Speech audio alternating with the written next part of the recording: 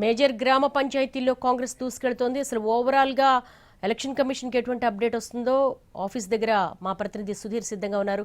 సుధీర్, తెలంగాణలో రెండో విడత పంచాయతీ ఎన్నికల్లో కాంగ్రెస్ దూసుకెళ్తోంది.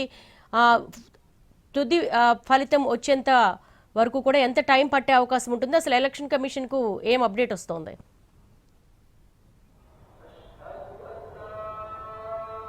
రెండవ విడత పంచాయతీ ఎన్నికల్లో భాగంగా ఉదయం 7 గంటల నుంచి మధ్యాహ్నం 1 గంట వరకు కూడా పోలింగ్ ప్రక్రియ కొనసాగింది. ఇందులో భాగంగా ఇప్పటి వరకు మనకు అందిన సమాచారం మేరకు రెండో విడతలో 85.76% మాత్రం పోలింగ్ నమోదైంది. ఇలా అత్యధికంగా యాదాద్రి భువనగిరి జిల్లాలో పోలింగ్ పర్సెంటేజ్ ఎక్కువగా అయింది. 92% పోలింగ్ నమోదైనట్టుగా కూడా తెలుస్తుంది. అత్యల్పంగా నిజామాబాద్ జిల్లాకు సంబంధించి 76% పోలింగ్ నమోదైంది. అయితే మధ్యాహ్నం 2 గంటల నుంచి కౌంటింగ్ ప్రక్రియ ప్రారంభమైంది. కౌంటింగ్ ప్రక్రియకు సంబంధించి చూసుకున్నట్లయితే దాదాపు 3,911 గ్రామ పంచాయతీలకు, అదేవిధంగా 29,000 పైచిలకు వార్డు మెంబర్లకు సంబంధించిన కౌంటింగ్ ప్రక్రియ సజావుగా కొనసాగుతుంది. కొన్ని ప్రాంతాల్లో కొంత ఉద్రిక్త పరిస్థితులు నెలకొన్న పరిస్థితి కనిపిస్తుంది. ఎందుకంటే కొంత ఆలస్యంగా అక్కడ కౌంటింగ్ ప్రక్రియ ప్రారంభమైన కూడా సమాచారం అందుతుంది. అయితే ఎవరైతే 1 గంట తర్వాత క్యూ లైన్ లో నిల్చున్నారో వారందరికీ కూడా ఓటేసేందుకు రాష్ట్ర ఎన్నికల సంఘం అవకాశం కల్పించింది. కాబట్టి ఆ ప్రక్రియ ముగిసేసరికి కొంచెం ఆలస్యమైంది. ఆ తర్వాత అది 2 గంటలకు కౌంటింగ్ ప్రక్రియ ప్రారంభం కావాల్సింది. కొంత ఆలస్యంగా కౌంటింగ్ ప్రక్రియ ప్రారంభమైనట్టుగా కూడా తెలుస్తుంది.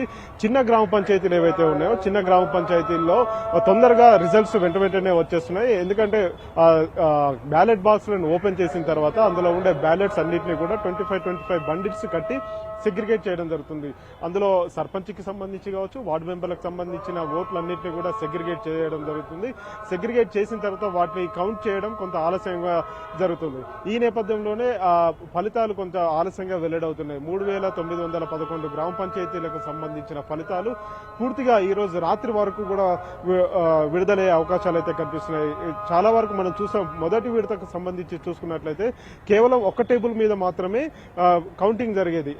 ఈ ఓట్లకు సంబంధించి ఓట్లన్నింటినీ కూడా ఒకే టేబుల్ మీద మాత్రమే లెక్కించారు. తద్వారా రెండో రోజు కూడా ఓట్లను లెక్కించడానికి సమయం పట్టింది. చాలా టైం తీసుకున్నది. కాబట్టి ఇప్పుడు అలాంటి సమయం వృధా కాకుండా ఉండడం కోసం ఈసారి రాష్ట్ర ఎన్నికల సంఘం అవసరమైతే అంటే ఓటర్ల ఎక్కువగా ఉన్న దగ్గర కావచ్చు, పోలింగ్ ఎక్కువ అయిన దగ్గర వెంటనే 2 టేబుల్లను ఏర్పాటు చేసుకోవాలని చెప్పేసి వారికి అవకాశం కల్పించడం జరిగింది. ఇంకా ఎక్కువ ఉంటే పోలింగ్ ఎక్కువ అయిన దగ్గర 3 టేబుల్లను కూడా ఏర్పాటు చేసుకునేందుకు వెసులుబాటు కల్పించింది. కాబట్టి కొంచెం త్వరగానే రౌండ్స్ పూర్తి అయ్యే అవకాశాలు అయితే కనిపిస్తున్నాయి. ఇందులో 1, 2, 3 టేబుళ్ల మీద జరుగుతున్న కౌంటింగ్ ఏదైతే ఉందో అది కొంచెం ఫాస్ట్ గా జరిగే అవకాశాలు అయితే కనిపిస్తున్నాయి. మేజర్ గ్రామ పంచాయతీల్లో చాలా వరకు ఈ రోజు అర్ధరాత్రి వరకు కూడా ఈ ప్రక్రియ కొనసాగుతుంది. ఆ తర్వాత కౌంటింగ్ ప్రక్రియ ముగిసిన తర్వాత వెంటనే వార్డు సభ్యులతోటి ఉప సర్పంచ్ కు సంబంధించిన ఎన్నికను స్టార్ట్ చేయాల్సి ఉంటుంది. ఈ ఉప సర్పంచ్ ఎన్నిక కంప్లీట్ అయిపోతేనే పంచాయతీ ఎన్నికల కంప్లీట్ అయినట్టుగా కూడా దాన్ని ఫుల్ఫిల్ చేసే అవకాశం అయితే కనిపిస్తుంది. ఈ నేపథ్యంలోనే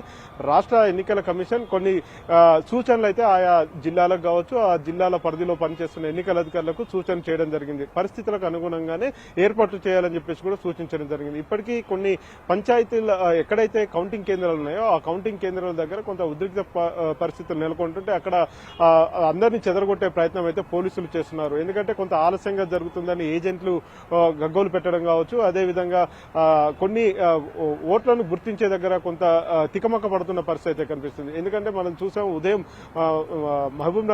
ఉమ్మడి మహబూబ్ నగర్ జిల్లాలో వనపర్తిలో ఒక వార్డుకు సంబంధించి అసలు పోటీ చేస్తున్న అభ్యర్థికి సంబంధించిన గుర్తే లేకుండా పోయింది. దాదాపు 58 మంది ఓట్లు వేసిన తర్వాత దాన్ని రెక్టిఫై చేసుకున్నారు. వాళ్ళు అక్కడ ఉన్న ఓటర్లు చెప్పడంతో ఆ క్యాండిడేట్ కూడా గుర్తించి అప్పుడు ఎన్నికల అధికారుల దృష్టికి తీసుకురావడంతో వెంటనే మళ్ళీ ఆ పోలింగ్ ప్రక్రియను ఆపేసి మళ్ళీ కొత్తగా పోలింగ్ సంబంధించిన పత్రాలు, బ్యాలెట్ పత్రాలు అన్నింటినీ కూడా మళ్ళీ ముద్రించి తీసుకొని వచ్చిన పరిస్థితి కనిపిస్తుంది. ఇలా కొన్ని కన్ఫ్యూజన్స్ జరుగుతున్నాయి. కొంత ఆలస్యం అయితే జరుగుతుందని కూడా చెప్పవచ్చు. ఈ నేపథ్యంలోనే ఈ రోజు నైట్ వరకు కూడా పూర్తి స్థాయి 2911 స్థానాలకు సంబంధించిన రిజల్ట్స్ వెలువడే అవకాశాలు అయితే కనిపిస్తున్నాయి. గతంలో చూసాం, అంటే మొదటి విడతకు సంబంధించి చూసుకున్నట్లయితే 84.72% పోలింగ్ నమోదైంది. అందులో కూడా దాదాపు 2000 పైచిలుకు స్థానాలను కాంగ్రెస్ బలపరిచిన అభ్యర్థులు గెలుపొందారు. ఆ తర్వాత 1300 పైచిలుకు స్థానాల్లో బీఆర్ఎస్ బలపరిచిన అభ్యర్థులు గెలుపొందారు. ఇప్పుడు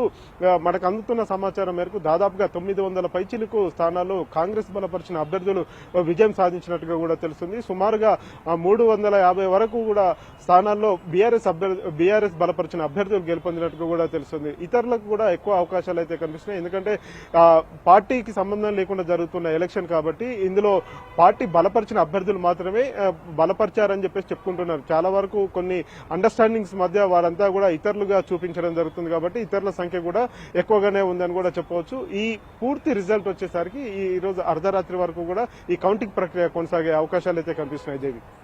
all right Sudheer, thanks for the updates.